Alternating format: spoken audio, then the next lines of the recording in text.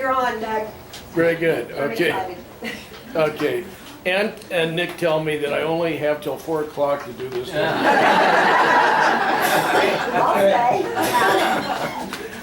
Because I was going to be teaching a figure workshop down here, I was asked if I would give a demonstration of figure painting, and when I was told that I had an hour to do this in, that's a pretty short window of time.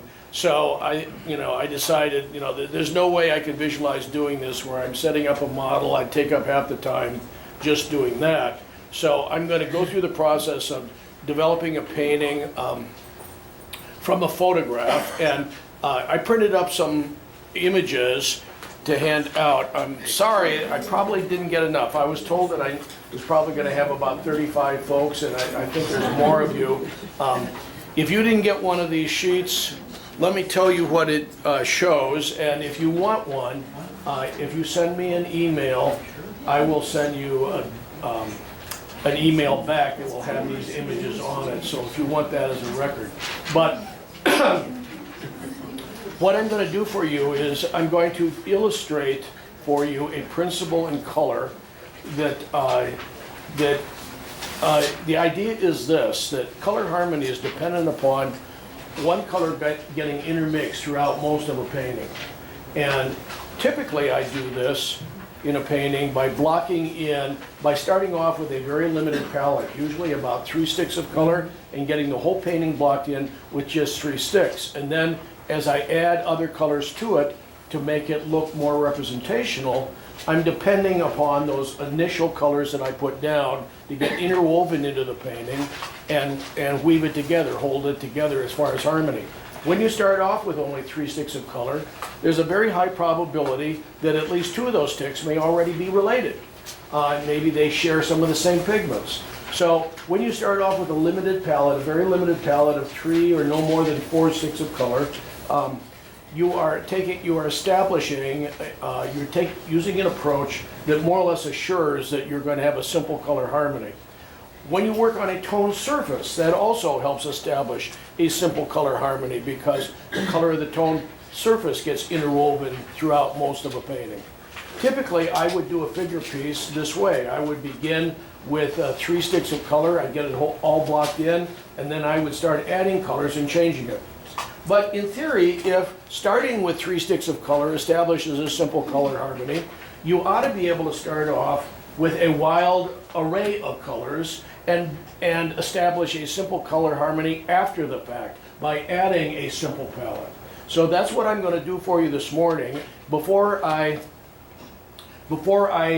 even came here, I had taken a piece of paper and I had the subject. So I'm going to be working from a photograph so we don't deal with the time spent trying to set up a model.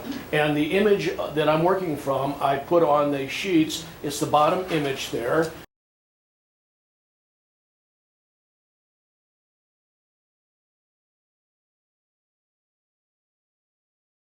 And so I took that photograph while I was still at home in Denver, and I took a piece of paper and I just started putting colors down on there, and I was following a simple mandate, and that simple mandate is if you want to get into trouble with color, get as many colors going as early as you can. So that's what I did. So the whole goal here was to try to get myself in trouble with color, and so what I'm going to do is I'm going to try to bring harmony to this as well as organize it and see how far I can take the painting. And I'm going to achieve this hopefully by doing after the fact what I would normally do in the beginning. Now, one other thought, normally when I'm demonstrating, I do a lot of talking. With just part of an hour to work, and I've already used up part of that time. I want to see the watch here. No, actually I haven't yet. I'm still good. With that idea in mind, I'm not going to do as much talking and explaining as I would typically do. So those of you that have seen me demonstrate before, note that I pretty well talk and teach all the way through it, and I'm comfortable with taking questions and things. In this particular case, I'd ask you to put off questions, which is normally not something I request. but we're going to just have at it and see where we can go with it. And I probably won't share as much as I might. But you know, there's just a couple of ideas that I want you to be aware of that I'm playing with as I work on this painting. One, you know, so you already have the idea of color. I'm going to try to establish color harmony by working other, you know, a limited palette in on top of all these other colors. And in that way, I'm going to try to weave it together. One metaphor that I like is, you know, achieving color harmony is sort of like setting up a loom with hundreds of different colors of thread on the loom, but you take one color of thread and interweave it throughout all those other colors, and it will bring all of them into a state of harmony. Now imagine that you did that with a piece of cloth. You had one color of thread interwoven throughout the whole fabric. But imagine also you got another piece of cloth that doesn't have any of that color, and you cut out a patch and you sew it onto the other piece of cloth that you made. Now that patch that you sewed on looks especially interesting because it's unique. It's a little bit different. So you don't have to have a common color interwoven throughout 100% of a painting, just a large enough percentage that it holds everything together. So there's that idea, and I've shared it, and hopefully you can hold on to that idea. That's the principal thing I'm going to be playing with as far as color. Now there's also an idea I'm going to be playing with that has to do with design. One of the things that I emphasized in the workshop was that really powerful designs tend to come in 3 flavors. And I'm not going to go into all of those, but I will simply tell you that the kind of design I'm going to be working on here is what I would call a dark painting with small lights. So you know, those of you that have a handout, you already have a picture of what the young lady looks like, and you can see the light hat that she's got and the light that's on the side of her cheek. And I've done a little black and white sketch that I will let you guys pass around, and this simply is an exaggerated illustration of what I think this painting is all about. So another way of saying this, I like to think of this underlying design, this use of values and things, I like to think of it as the melody in the painting. To me, a painting is like a song, and the recognizable objects are the lyrics, and the underlying abstraction is the melody. So the melody I'm aiming for here is basically a pattern of small lights. And what's going to be important is that those lights are uniquely different in size, uniquely different in contour, and that that there's enough contrast between those lights and everything else. So the first sheet I'm going to hand around shows you approximately where the lights are. I took a few minutes here while you guys were having your meeting and did this, and you can just pass this around and get a chance to see where I'm visualizing the lights. And you can see, if you've got one of the handouts, you can see how that corresponds to it. The other one I'm going to hand around is an illustration of how I would have normally begun this painting with 3 sticks of color. And what I've done is with markers, I've simply blocked this whole thing in, and using the white of the paper as one value, I use 2 other Prismacolor markers, one to establish, essentially a middle value, and the other one to establish a dark. And so you'll see in this how I would have otherwise thought about beginning this painting if I had 3 sticks of value. Now this is important because I'm going to be coming back to this idea, these three different kinds of values as I work on top of what I've got here. So I'll pass this around, you can take a look at that. So let me say that one of the benefits, there's a benefit in my doing this, not just the benefit in teaching and letting you guys see what's going on here, but anytime you do a preliminary black and white study, you are like a musician rehearsing a piece of music before you perform it. And so I benefited already from just doing this, even though I was doing it for you, I benefit from that because it's like I've rehearsed the shapes, I've rehearsed where the values are, and in making that rehearsal, I take note of places where maybe I got a little sloppy, I need to be a little bit more careful of it. All right, so I'll pass this one around. So this one just illustrates how I might visualize the use of 3 values. And that's sort of where my thinking is going to go as we get started, all right? So you got this, we got 2 ideas basically that I'm playing with here that I'm going to try to make sense out of what I've got up here. One is this design idea of a painting that's basically, it's sort of a Rembrandt kind of painting, a dark painting, and it's going to have little lights in it. And to get those little lights working, they've got to be enough lighter than everything else. That might mean that I have to push other things darker if I want those lights to really resonate. So I got that's a design idea. You know, a dark painting with small lights. The other thing that's going on here is the thought about color, that I'm going to try to bring some harmony into this by working color over it. Now, as I work over it, you know, one of the things that pastel is the best material there is for learning about color, primarily because it forces you to try color combinations you would never have thought of trying if you were simply mixing them up with acrylic or oil or watercolor. So it forces you to experiment and try things. And you're forced to experiment with layering. So I know that I can get at least 3 different kinds of things happen in layering color. And one of those 3 different things is that as I build on top of this, I'm probably going to let some of that color that I put there, I'm going to let little spots of it show up. Okay? So I get the potential of this, you know, I get the potential of little exciting touches of color that, you know, so I'm going to be careful as I add color to it. I'm just not going to blindly fill in a huge shape. I'm going to do it carefully and cut away at it, and I'm going to keep my eye open for little areas of color that are exciting to me that maybe I want to hold on to them. All right? So that's one of the things you get when you layer color. One of the things you can get, artists who just layer color and they just completely put a color over the top of another without watching what happens as they do it, they can't achieve that because they're not watching for exciting little areas of color that start to develop. One of the other things you get by layering color is you get a color that's a combination of the colors. If it's more complementary, it causes the color to get duller. If it's more analogous, it can cause the color to shift.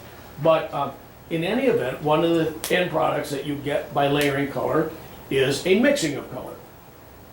And a third thing you get is a possible transition of color. So let's suppose I've got a blue here, and let's suppose I'm layering a green over it. There's a possibility of creating an area or space that shifts from green to blue, what we would call a transition.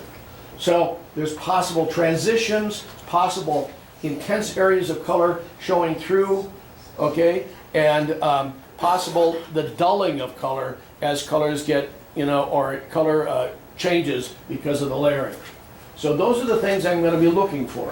All right, so I put color on here, and this was, normally I would not work on a white sheet of paper, but in this particular case, I wanted the emphasis to be on these colors that I'm putting up here.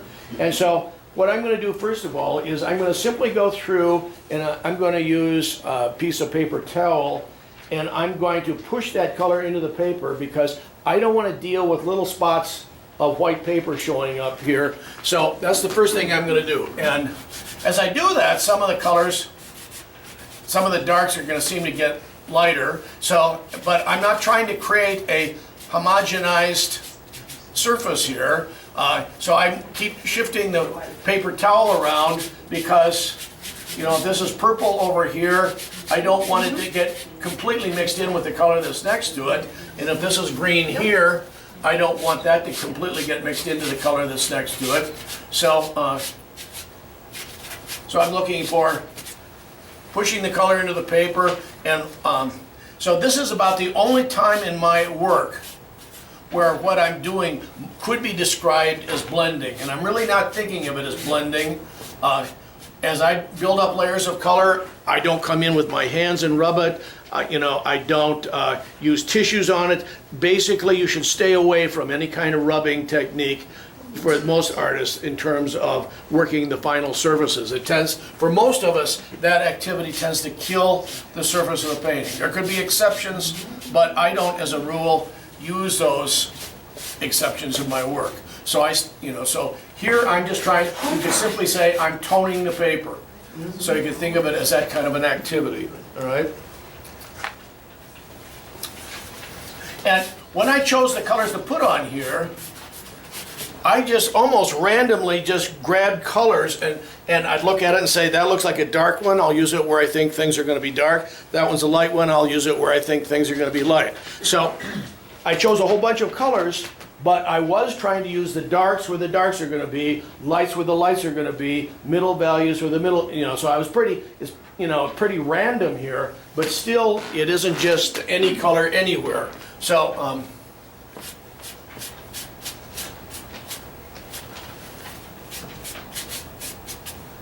right, so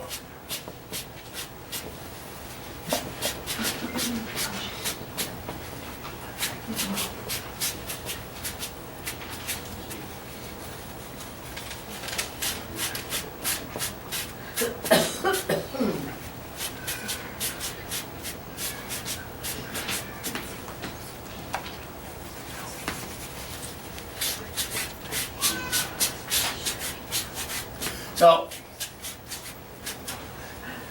as a general rule,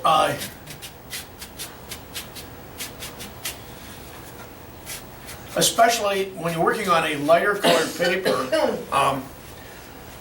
it's the dark and dark middle kinds of values where you don't want the paper showing up because that looks like little snowflakes in your painting. So it's these darker areas that are the more critical, potentially, in the design, in terms of not having the paper show up in there. All right, so now I think I've already said this. If you didn't get one of these sheets that I handed out, if you write me an email at Doug Dawson 8 at AOL.com and just say, please send me the sheets. I will send you a email that has these images on it, the images that I handed out. Also, Sue, my wife, handed out a postcard to you. I want you to be aware that the painting on the postcard was done the way I'm doing this. Okay. Also, the three steps that are happening on there, that is that's another scene that was done this way. So the top image is a picture, the actual photograph of a lighthouse, and then the second one shows more or less the random colors that were put down, and the third one shows the final stage of the painting.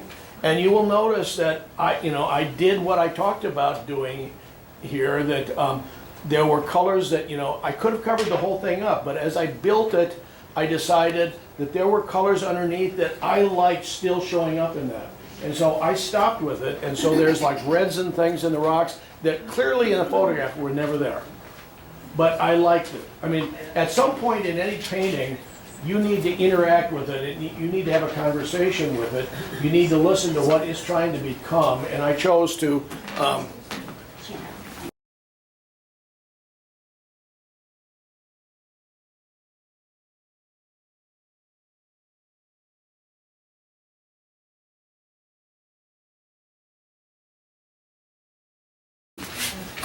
stop at that point. I felt like I would lose something if I kept pushing it forward. So, all right, so we've got that. All right, now the next thing I'm going to do, put this up here so I've got a reference, my reference to look at. Okay, and by the way, years ago, a lady in one of my workshops gave me this. She manufactured these things, and I thought she would, and for years I've had people in workshops say, where can I get one of those? She supposedly was going to make these and sell them, and I've never seen or heard of them again. If any of you ever encounter her, and I think she lost heart, gave up the idea, realized there wasn't a huge fortune to be made in it, but but it's like, just a little set of popham beads with a little clip on each end, and it's a really nice idea, actually. Yeah, it's a nice idea. All right, so we've got that.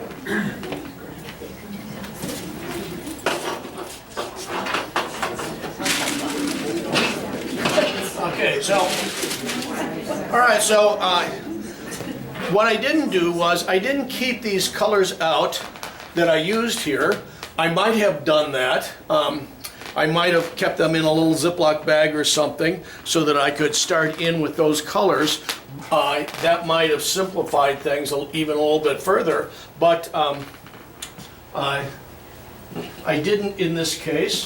So I'm going to think about trying to go in here and trying to establish the three values. All right, so I've got a sense of where the darks are going to be here in this.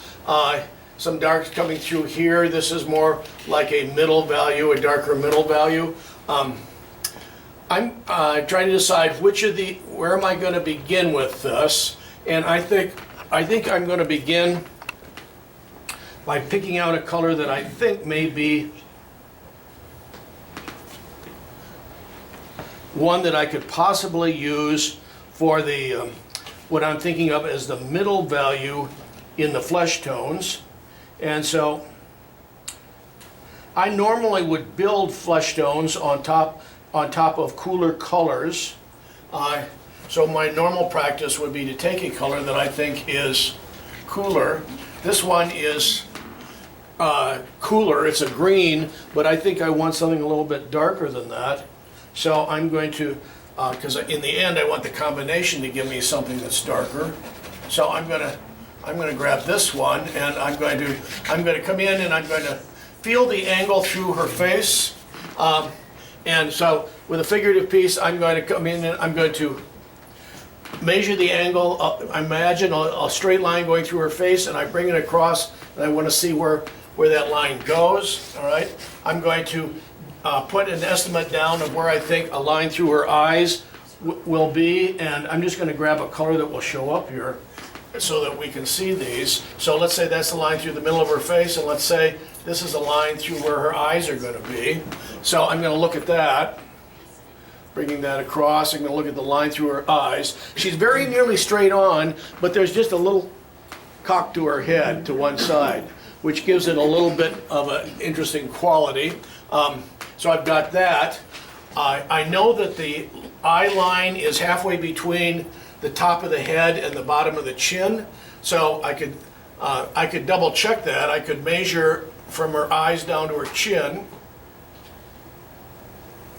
and see where that hits relative to her hat. And so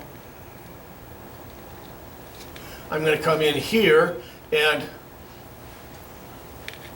so measuring in figurative painting is an important skill. In landscape, you can get away by just, you can get away with being really sloppy about proportions and you won't get caught. Although you may very well alter the feeling or mood you're trying to create if you get sloppy about it. But in figurative painting, you've got to be careful about it. So I've got a sense of where the top of her hat's going to be, or the top of her head, and I know the top of her hat is going to be a little bit above that, so I get a sense of where that's going to be coming down in here, and I got a sense of where her eyes are. I know that from her eyes to her eyebrows, that's kind of an estimate.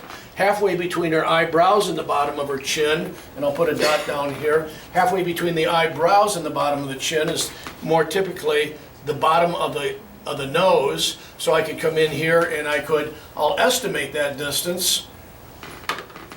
Then I'm going to come back in here and I'm going to measure to see how close my estimate is.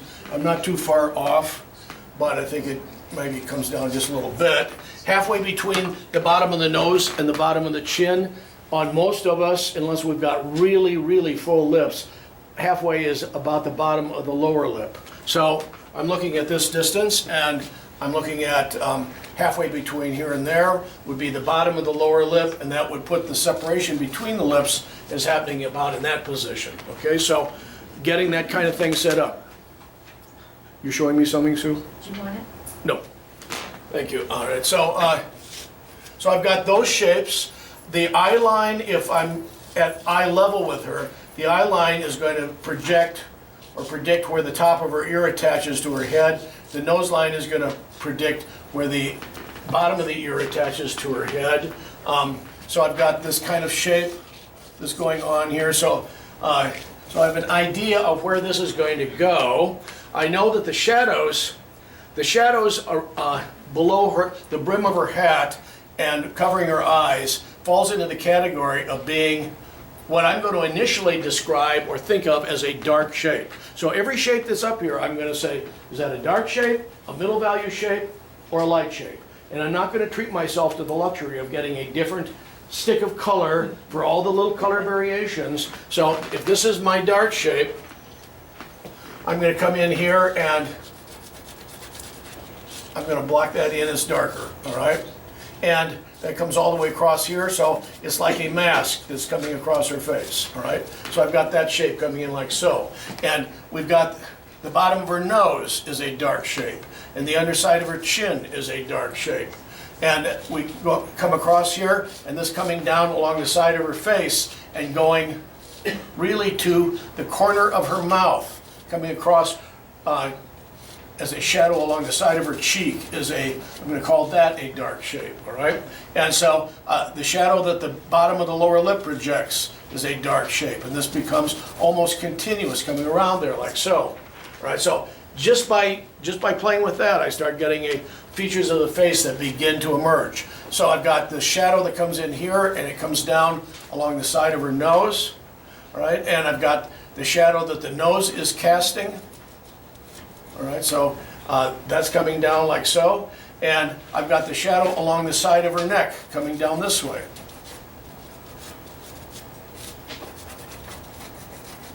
All right, and following that through, I can come over here to this side, and I've got what I am going to interpret as a dark shape that's along the side of her hat there. Since I'm using this as a dark color, I'm going to go ahead and introduce some of that into other places that I've already defined as dark. All right, so I defined this one as dark over in here, so I'm going to bring that color into that. I've got a darker color. This I really made more of a middle value, but I really, when I look at the visual, I really think, well, that really is dark, so I'm going to put some of that color in there. I'm coming down along her neck shape. I've got the edge of her blouse coming down on both sides. I've got a little area of dark sort of embedded in there, all right? So, and this whole area here is a darker shape.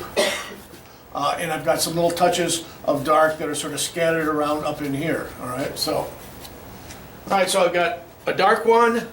I've got a middle value one, all right? So I'm thinking about if this is going to be my middle value, I'm going to bring that into here, into the middle of her face there, so I'm seeing the area down in here along the side of her cheek.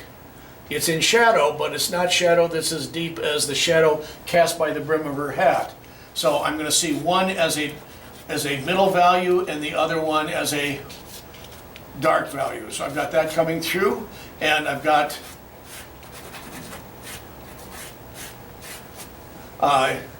shadow coming along the edge of her neck, coming down this way. I look at that and I think the whole upper chest area, relative to the light that's on her face, this whole area in here is a middle value shape, right? Right? Because I'm trying to eventually bring attention to the light on her cheek and the brim on her hat and the crown of the hat and some little areas down here. So we've got that going. So you might be wondering, why use greens and things in the flesh tones? You know, why not go with burnt siennas and yellow ochres? Flesh tones tend to be sort of dull, warm colors anyway. So by warm, we usually mean they're in the brown family. So by putting some cool colors underneath, warmer colors that I use over the top, those cool colors will tend to dull those colors I add to it, and so that's likely to set up something that begins to look like flesh tones. So I'm looking at this.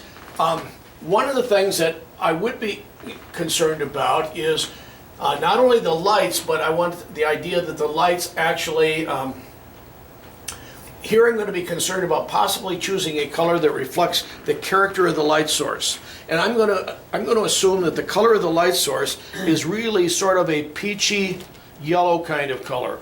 And I don't know that I've got a stick that is the right one here, but I'm going to try this one. I think this is going to, well, that might work. All right, so So I'm going to look at that as a warm color. So I'm choosing, when it comes to the light one, I'm choosing one that I think reflects a little bit of the character of the light source. So I do the same kind of thinking when I'm thinking about painting a landscape. I will first ask myself, is this overcast or is this sunny? If it's sunny, my light value will often be chosen based upon the color of the sunlight. Is it a red sun? Is it an orange sun? Is it a yellow sun? What I put into the shadows will be based more on the nature of the color of the sky that's going into the shadows. All right, so I'm treating this almost more like a sunny day scene, and so that's going to affect everything that's happening up in here. So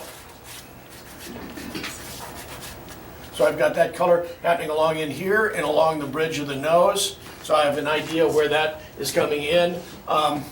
I have a little touch of that happening down in here in the throat, but primarily I'm going to be concerned about where that little touch of light that's coming in on her chest. And I want to see how far down the neckline is here. I'm going to measure it. First I'm going to establish where I think the top of her head is. Again, I'm going to relook at that. So I'm measuring from her chin to her eye. I'm coming up here, and I'm measuring from her eye up to her hat.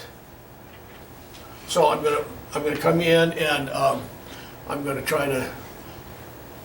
I want to get an estimate of where I'd already put a mark in here. On that basis, I think the top of her hat doesn't stick up above that far. I'm now going to come in, and I'm going to measure to where I think the top of her head would be. And I want to see what that looks like in terms of the distance from her neck down. All right, I see that stretches beyond the top of her blouse, so I'm going to measure it a different way. I'm going to measure from the eye to the bottom of the chin. And I'm going to come down, that's 1 unit of measure. So it looks like about 1.5 units. So if I come in here and I measure one from the eyes to the bottom of the chin, and I come down here, and I got about 1.5 units. So that puts her blouse, the top of her blouse, right about in there. So I'm not so terribly far off. So I've got 3 sticks of color here initially. I'm going to trim up her neck a little bit. I've got the shadow happening in here.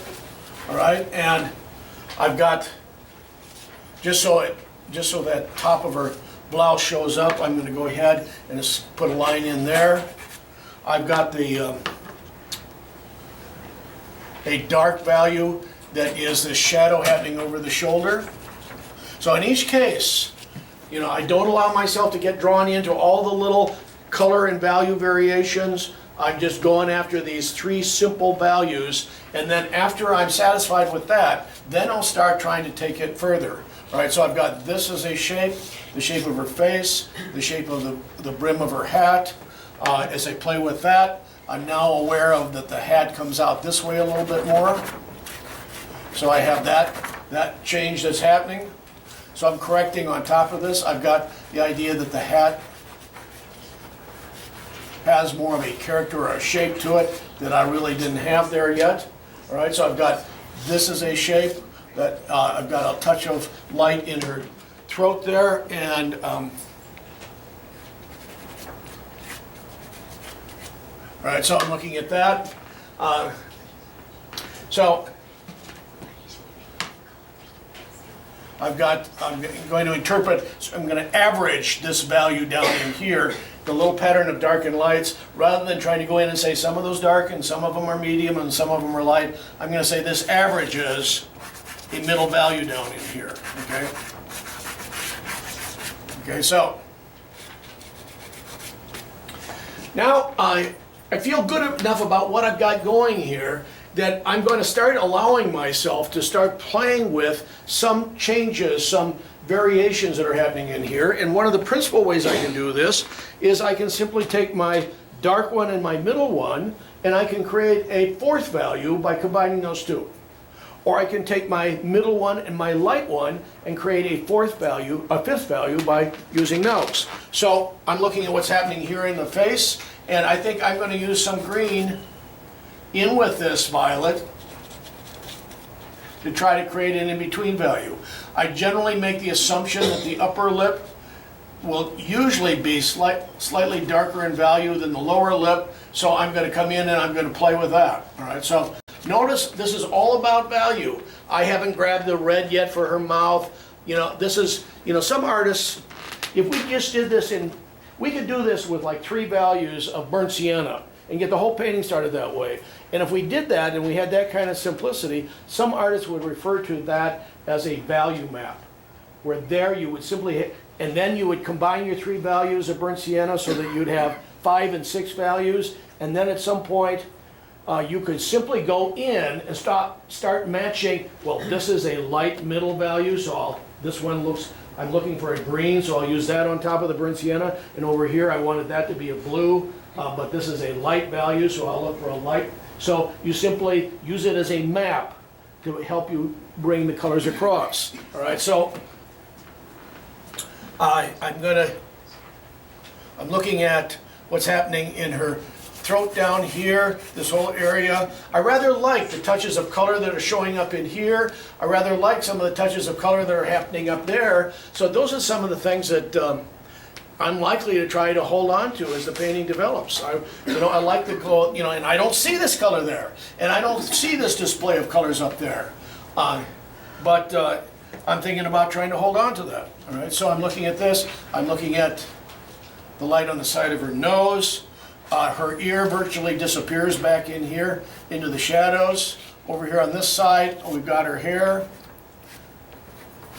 And so I'm just about ready to start, you know, I've unified it enough by just what I'm doing here that I can look and say, all right, do I need to bring any more unity to it? Remember that idea of a common color doesn't have to be 100% in a painting.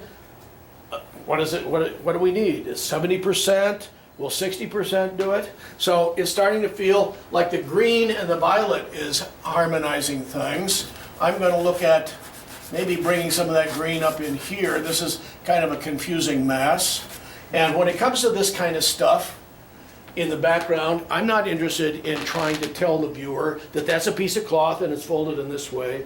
I'm just looking at that as patterns, shapes that contribute to the painting, and I'm just going to abstract from those. Okay, so I look at what's happening up in here, but I do like the idea of a touch of light happening up in here. All right, one of the things that I really didn't get going in my color thumbnail is I've got some light happening over in here, so I like that little spot of light and that one happening in there. So I'm going to add those touches. I've got the touch of light that's happening in her face. I've got this light happening across, you know, across her torso, that little spot of light, a little spot of light happening over in there. All right, so I'd like to push the values a little deeper because that black and white thumbnail that I handed around that really emphasized those spots of light, I don't think my middle values are dark enough yet to pull that off. So I got these 2 colors working here. I think I'm going to just see, can I take those 2 colors, the violet and the green, so can I just use that to cause my middle value to be altogether darker? So, because my lights, you know, they're showing up well here, but they're not showing up well down here. So I'm thinking, you know, I would really like to just have my middle value behave as if it's a darker value so that begins to show up. Right? So, in order to do that, I have to have this idea of what kind of design I'm after. You know, so most of the time when we start a painting, all we're doing is just trying to imitate what we're seeing. But, you know, to have an idea of where the design is, where you want to go with it, that's an important thing. It often determines whether you're going to be able to achieve it. So I'm looking at this. I'm bringing more of that color across. I'm looking at the color happening, the values that are happening across the bridge of her nose. So I'm looking at, you know, trying to carry that a little bit further.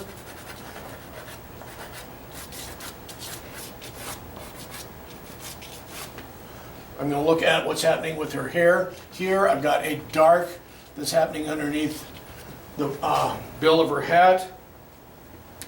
Okay, so, all right, so let's assume that we've got basically a simple kind of harmony that's starting to happen, but we've got some little exciting touches of color, the blue here, the red here, red up there, which we may try to hold on to. And I'm looking at it and I'm thinking, I'd like to see where this would go if I start dropping in, I'm dropping in some color that's a little bit closer to what I'm seeing. So I see this color in here, sort of a burnt sienna kind of tone, and I'm thinking that's awfully close to the color of her hair in this image, so I want to see if I can find something like that. So this might be too orange, but I'm going to try it in here. Let's see what that might look like. So I'm going to try a touch of it. I think that's more intense than I want, so I'm going to set it aside. I'll try another one here. Let's see what this looks like. I think that looks a little closer value-wise and color-wise to what maybe I'm after. So I'm going to lock that in. There's hair over here on this side, but I don't really see this color in there. There's a little bit of that kind of color, but that's just because of the colors I was experimenting with. But down here I have a touch of, off her shoulders, I have a touch of warmer color. So this seems like one that I could bring across. I see some of this kind of color happening perhaps in this area of the painting. I see it happening possibly in this area up in here. All right, so having done that, I'm now going to take, notice that the one I experimented with, I set it aside. When I'm looking for a color that trying to decide if it's going to work for me, I keep the colors I'm using generally separated out. I don't put them back in a box someplace where they're going to get confused with the other colors that are already in there. I like to put them out where I know what colors I'm using. I take things that I've tried and temporarily rejected and set them aside. That helps me continue my experimenting without retrying the same thing over and over again. If I put it back in, I'm just as likely to grab it again and try it. So the second thing is, when I try an experiment and I set it aside, sometimes that experiment starts to work and I want to know where the color is I used. All right, so I tried this one in here. I rejected it initially, but I think now maybe on top of this other deeper burnt sienna kind of color, this color that's more of a cadmium orange might be exciting in here. So I'm looking at this. I'm looking at possibly a touch of that kind of color happening over in here. All right, so I'd like to see where my painting, of all the colors in the painting, in a figurative painting, the ones I'm going to be the most critical of are the flesh tones.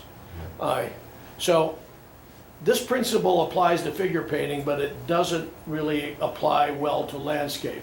You can't really say there's one shape in a landscape that absolutely you must get right. But in figure painting, for me anyway, I absolutely must create, with my use of color, something that begins to look fleshy to me.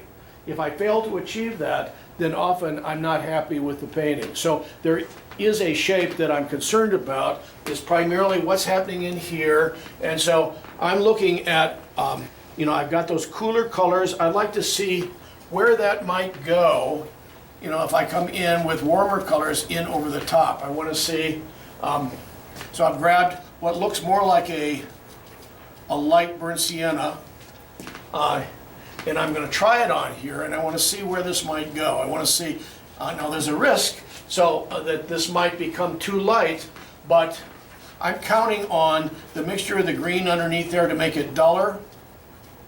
And so far I like it reasonably well. I'm going to carry it right through the mouth. I'm going to carry it into the chin area.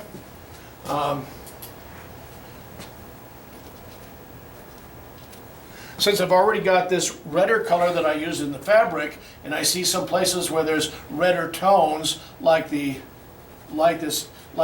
flesh tones that are happening along the side of her nose up here, or now as I start thinking about it, what's happening in her mouth, I'm going to take this color that I've already used, and I'm going to start thinking about trying to use that in the mouth. And the primary reason, as I start having more colors that are here that are the ones that I'm actually using, not counting the ones I originally experimented with, the more colors I have here, the more I turn to this as a solution rather than looking for another solution out here. Before I reach and grab another color, I want to see, can I make what I need here? That helps keep my palette simple. So I'm working on that. I've got a color solution there. As I work on that, I become conscious that I think this side of her face feels too wide. All right, so I'm looking at that going on. I want to take a look at what's happening in the shadows. Here again with the flesh tones, I'm going to try taking the same color I used in her hair over here, but now on top of this darker violet, I want to see if that will give me a surface that begins to look like the shadows of flesh happening in there. All right, so I do that. I think that's work. It's not a perfect solution, but it's better than the purple that I had there. So I'm going to look at, can I bring that up into here? Notice that I don't get immediately involved with the dark shape of her eyes.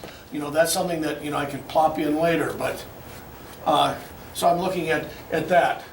All right, I think I have a partial solution for developing the flesh tones, partial solution in terms of this color on top of the greens.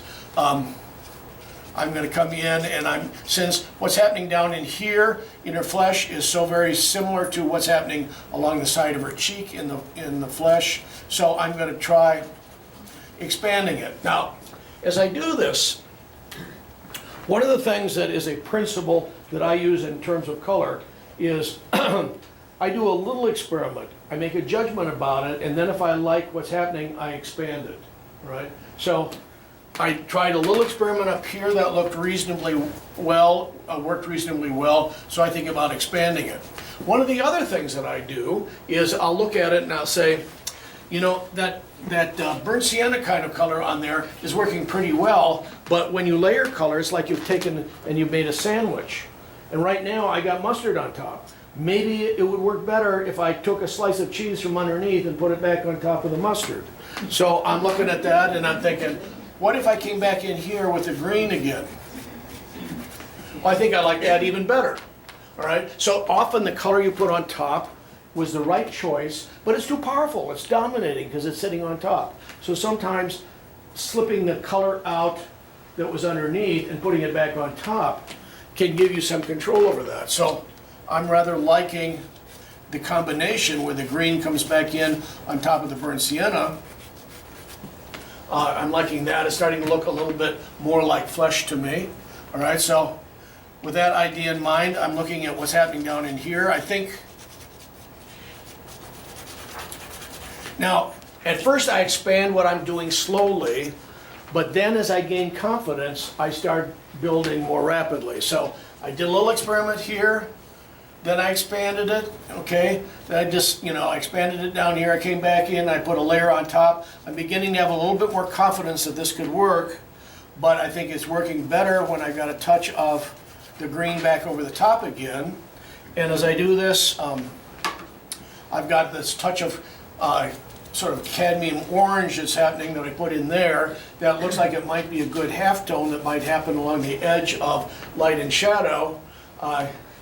So I'm going to try putting some of that in there. But I think that's too abrupt a color and too deep a value. So I'm going to look for a touch of that sort of cad orange color, but a little bit not quite as intense, not quite as bright. So this is a slightly lighter version of it. I'm going to try and experiment with that there. Let's try that in the mouth. Let's see where that might go. Okay. I'm going to come back in here again. That might be a little bit too much. Let's try the green that it was sitting on top of. Start putting that in there. I'm going to take another look at her mouth as a shape. So she's got reasonably full lips here, so I'm going to look at that mouth as a shape and how far out the mouth comes. And so I'm going to think about where the edge of her mouth is. So often the shape of the mouth communicates a huge amount. So I'm looking at how her mouth turns up here, getting, so I'm playing with that shape. So I've been looking at where that's going to go for me. So I'm looking at the shape coming down here. So right now I've got kind of a salad of colors that I'm working on in here. Feels like I might be 3/4 of the way to solving what I need for the shadow part of the flesh tones. But at this moment, what's happening on the light side of her face feels like it's too intense a color. So I'm going to look at adding some cool color to that. I would like it to be a slightly warmer color, but because I had green under here, I'd like to see what it might look like if I put a touch of this color on. All right, that's a light green. All right, so I want to try a touch of that. I'm going to look at, often the most brilliant color in flesh tones is in the half tones, that little edge between light and shadow. So I'm looking at that, how might that work in here?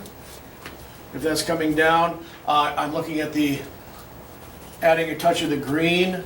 How about if we come back in again with the lightest one on top of that green, and once again using that idea of bringing color in on top of it. Having done that, I think this could be a good solution, but I now find myself thinking, if I do that, I think I'd like some of that same kind of color to maybe happen in the hat. Because I used, I had a common color hat, the idea of a common color that went to all the light areas. And so I had that originally in the yellow. Now I'm pushing it a little bit more. I'm shifting the color a little bit based upon what I thought was working well here.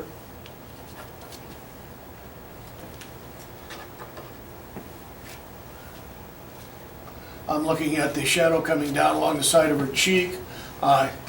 So I'm looking at these shapes, the shadow underneath her nose.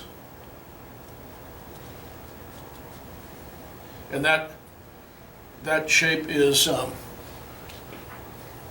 not working the way I want it to. I want to work on that shape and getting it to feel a little bit more nose-like. I've got that cast shadow that's happening there. I've got the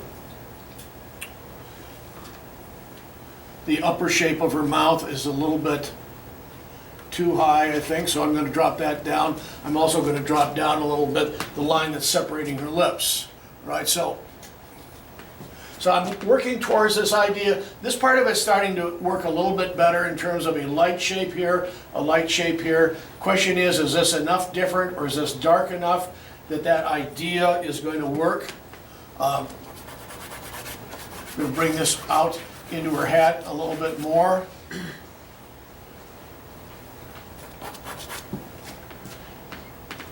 So I'm looking at all of those things. I'm looking at the shadow that's happening underneath her chin. So one of the things that helps when you're building a figurative painting is to keep in mind that we talk about a flat surface, like a flat part of the cheek. Think of that as a plane. Don't confuse it with the idea of planes when we talk about foreground and background, but you can talk about flat planes. If if something's made out of one material, like in this case skin, and if you've got a particular value that's happening here, that should be basically what's happening here and what's happening here, because these things are all paralleling each other.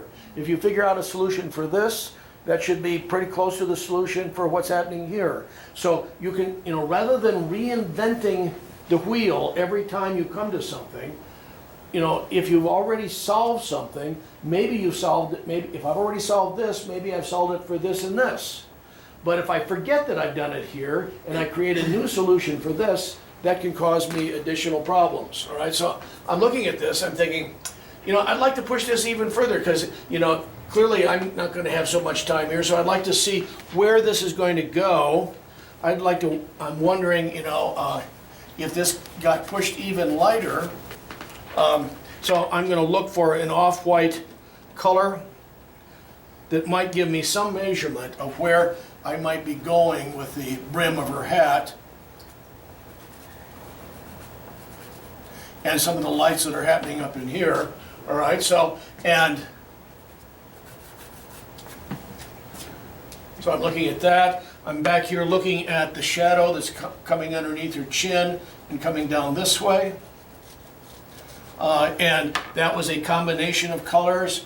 You know, I had that burnt sienna color and I came back in with green over the top. So this is a dark color.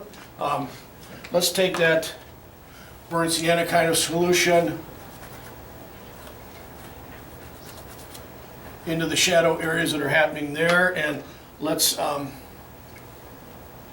let some of the same color that was underneath come back in over the top of it. Let's get an idea of where this is possibly going to go if we think about dropping some darker color in there for her eyes. So the darkest one of my 3 sticks that I used is not a particularly dark color, that purple. So ultimately, I want to see, am I going to be able to come in here and begin to hint at eyes that are happening in here. And so what I don't want to get carried away with is the idea of painting the eye and showing the white of the eye. All of that really is kind of disappearing in there. And so I want the, you know, when I squint at her in the picture, I notice that the eyes really almost disappear into the shadows. So I want that same kind of thing to happen when I squint at the painting I'm creating. So if they almost disappear here, I want them to almost disappear here. When I'm setting up the eyes, I imagine I go to the idea of a line that's going through the middle of her head, and construct a line that parallels that goes along the side of each nostril. So a line here and a line here, okay? And that tells me approximately where the inner point, what's called the inner canthus of the eye is. So if I'm trying to figure out where to position those eyes, and I'm going to re-look at the, rather than building each eye as a separate unit, I'm going to come back in sometimes 3 and 4 and 5 times where I'll redraw a line through those to make sure that they line up, all right? So I'm looking at a line through the bottom of her nose here. I'm looking at a line through her mouth that's happening here. And I notice that the line through my eyes is angling down a little bit compared to these, okay? So I want to lift that, you know, I'm either going to drop this eye back down a little bit further, or I'm going to bring this eye up, all right? So I want to get that shape in there so that that line is paralleling the lower line. On that basis, I think I've got the bill of the hat dropping down a little bit too low. I've got a little deeper shadow happening up in here. So now all of a sudden I've introduced a dark value that's a little bit darker than anything I've used.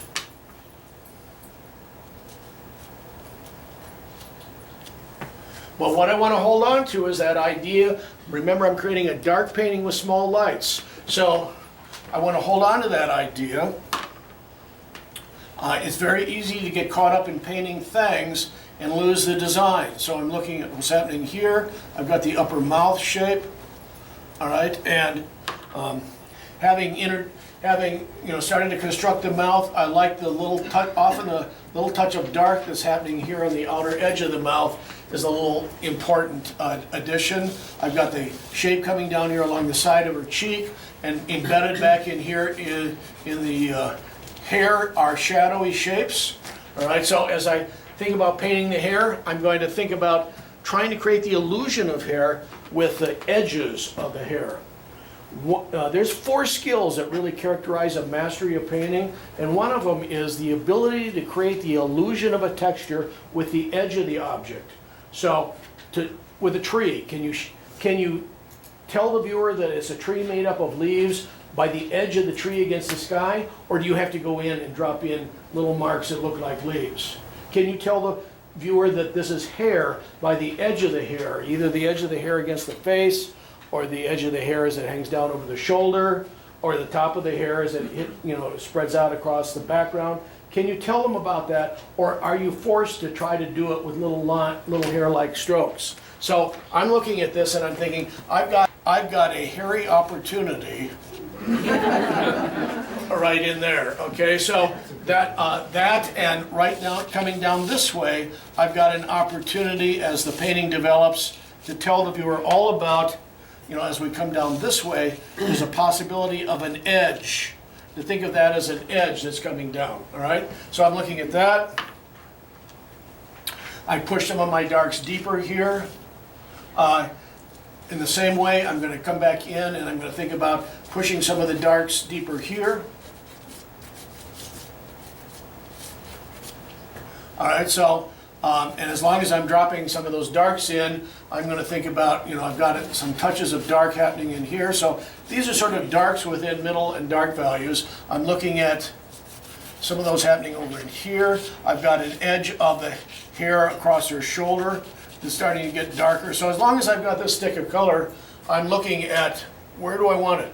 One of the things I want to be careful of is we associate a thin neck with femininity, and right now the neck was starting to feel like it was getting too wide. So I'm going to look at that. As long as I've got this dark, it's going to start being part of what I'm playing with to create, to build and enhance the dark areas. So I started off with 3 values, but I'm not restricted to the 3 values. But I don't want to lose what, what potentially the strength of the design. So I'm looking at this. I'm looking at this coming up here around the hat. The back edge of the hat starts going around. So I've got that as a shape. I've got a little bit of this mouth shape happening in here. Often the lower lip becomes almost continuous in terms of color and value with the face, whereas the upper lip tends to stand out often as a more isolated thing, okay? So we've got that going on. I feel pretty good about this starting to feel fleshy to me, but now my job is, in a way, to start carrying what I've done here down into this area. So I've invented the wheel. I've designed the car, and I put a 15-inch wheel out here in the front on the driver's side, and I'm coming over here to the passenger side, and I've already invented the wheel, so I don't say, well, what should I do here? Maybe I'll try a 14-inch wheel. Okay. So when you've solved this, you don't resolve it when you come here, and then you don't resolve it when you paint the hands. You've already found the solution. If this is a 15-inch wheel, then let this be a 15-inch wheel and that one a 15-inch wheel. So as we go along, if I've already found the solution to this, I want to come down here and I want to see how far can I carry my design down here, my color solution down here, using the same set of colors, all right? So, and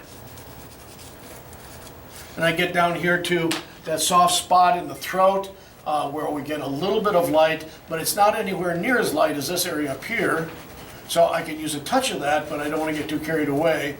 Just like I have a light through the middle of her face, I want a light through the middle, I want a line through the middle of her neck, all right? So I might drop that in, and I might want a line through the middle of the torso.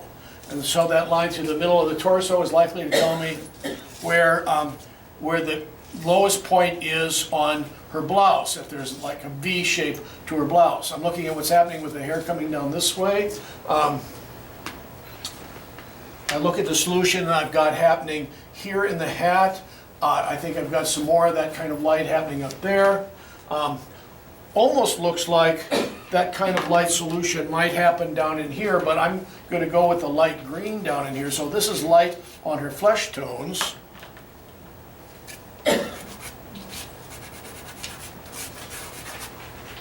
So I'm back to the combination of colors that I was using in the shadows on the shadow side of her face here, in terms of I want to clean up the edge of what's happening along here, along her chest. So I've got, wrong stick of color. Okay, so I've got, that's the wrong stick of color too. All right, so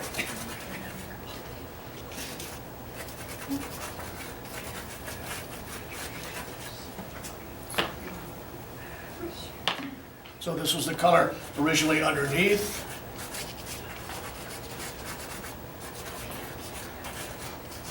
So I'm just trying to bring the same solution down here that I have up here, all right? This doesn't mean that this is perfect or it's my final solution, but I like it, so I can build on it. So I'm coming down this way, and We have about 5 minutes. About 5 minutes? Okay. All right, so let's take, so we've done a fair amount of work here. You can see that it's starting to work, that we're starting to get something that potentially looks like something that we might like. All right, so I could turn my attention back to what's happening around her. So I might look at it and say, you know, maybe I'm going to move from what I've been working on to trying to be a little bit more imitative in terms of some of the other colors. So I might wonder, what would it look like if I really tried to imitate the color of her blouse and I found a color that was more like that? So I'm going to try a touch of that in there. Let's try a touch of that over in here. See how I feel about that. But I might, as I do this, I'm looking at this as a shape coming down across here. Part of her, you know, she's a young lady. She's only like about 13, I think, when she modeled for me. So, I mean, you know, the narrowness of her shoulders, that's going to help suggest the age. So I'm going to, as I trim away at it, I like how some of that blue is showing up in there. I didn't plan that blue. It's just one of the random things I put in there, but I can decide I like it. I'm not going to cover it up. So I'm going to come in here and I'm going to put that in. I've got her blouse coming in this way. I'm going to re-look at her shape. Having introduced this color, I might even ask myself, can I introduce some of this? How would some of that even work in some of the shadows? That's not bad. What about we took a touch of that and put it here, okay? What if I take the color that I used in the shadows here and I brought more of that down into the shadows on the side of her neck and took the darker green that I used here and brought it into that. So I create more of a shadow on the shadow side of her neck, all right? So I had the original idea of, you know, in my initial design of this light shape that was happening up in here, sort of an abstract shape. I've got the lights that are happening over in here. And so just the idea of this as a shape, these were the two primary shapes I was interested in. This one and this one. These shapes simply augmented it. So the idea of a shape down here, okay, a shape that's happening up in here, okay, and shapes happening here and here. These are the design. And so some of the places I still have some lights showing up because they're simply the remnant of the paper showing up that I haven't filled in yet. And they're potentially distracting from that design. So I might come through and say, all right, in these places, I'm going to simply take some of this color and I'm going to simply make sure that that I don't have that distraction happening in there. So I'm going to look at the light on her nose. I'm going to look again at what's happening with the color. I'm going to look at the half tone that's coming down this way. Potentially the half tone that might be coming along the tip of the nose, coming down this way. I think some of the color that I have in the light side of her face has gotten smudged a little bit. So I painted those lines through there to straighten things out. I can come back in and I can remove those lines by painting over them so I don't worry about correcting things. I see this as dropping down in here. I see the shadow along the side of her nose actually going up here and forming more of a mask that's around that eye. This is really important, the simplicity that I did with the eye. That's one of the things that I find that people do over and over again, is their brain tells them, I need to show the white of the eye. And really, in this kind of a setting, the eyes disappear into the shadows. And to, not go in there and start dropping in the white of the eye. As a matter of fact, in most situations, the white of the eye isn't as light as the light that is hitting on other parts of the face. So I'm not sure that the projection of that works as well as the painting does. So I'm going to stop there since we had that time.